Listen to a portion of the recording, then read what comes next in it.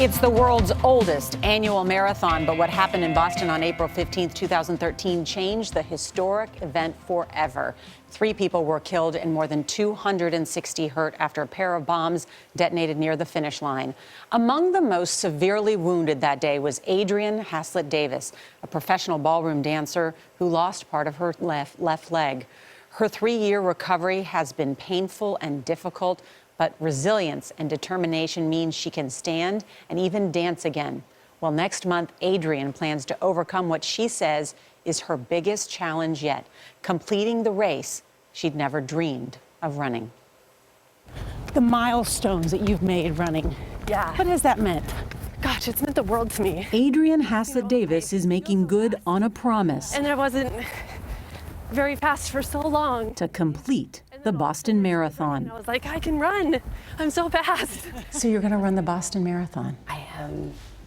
Are you a runner? I am now.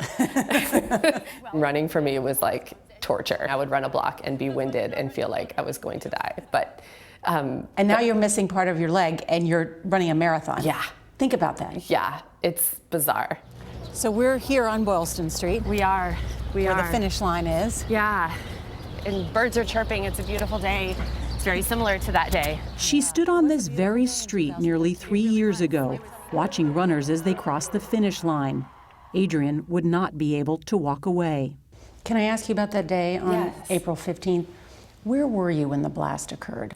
So I had taken a right onto Boylston Street, and the finish line was behind me, and I heard a loud blast behind me, and I buried my head and put my fingers in my ears. I knew, and I still to this day don't know how I knew, but I knew that it was a terrorist attack. I knew another one was gonna hit. And the next thing I knew, I was on the ground. And I thought, well, I don't have any experience in this, but there's no way you can live through something like this. After her lower leg was amputated, Adrianne began a long and difficult recovery. I feel like I could stay as positive as possible, but it doesn't mean that the outside world isn't going to hurt me.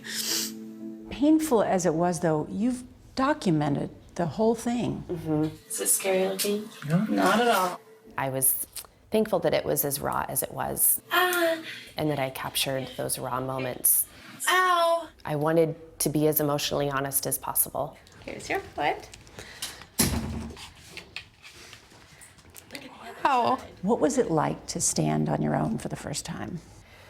Gosh, that moment was amazing. So stand up for me. I remember standing up, and then just as anyone would, you adjust your shirt at the bottom, and I had both hands free.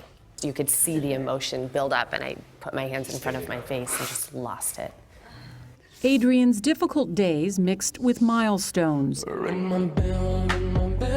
The professional dancer made her way back on stage, but with success came hardship. It affected your marriage. It did. Yeah, it did, but yeah.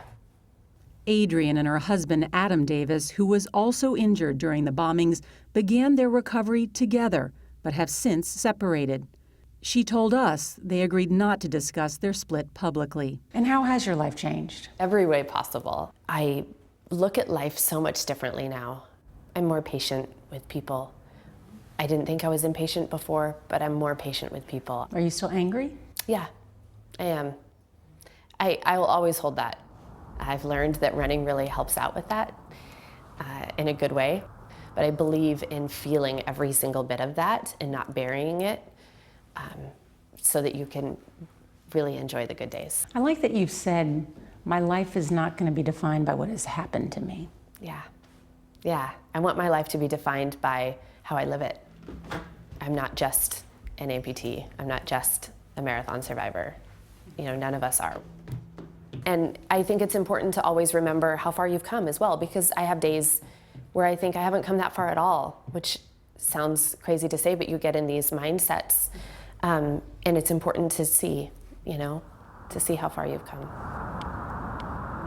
And she's come very far. Adrianne's run will mark a personal goal, but she's also doing it to support the efforts of Limbs for Life. That's an organization that provides life-changing prosthetics for fellow amputees in need. And you can find out more about Limbs for Life and Adrianne's journey at cbsthismorning.com, where Adrianne talks about testifying in front of the man that has been sentenced to death now for the Boston Marathon bombings.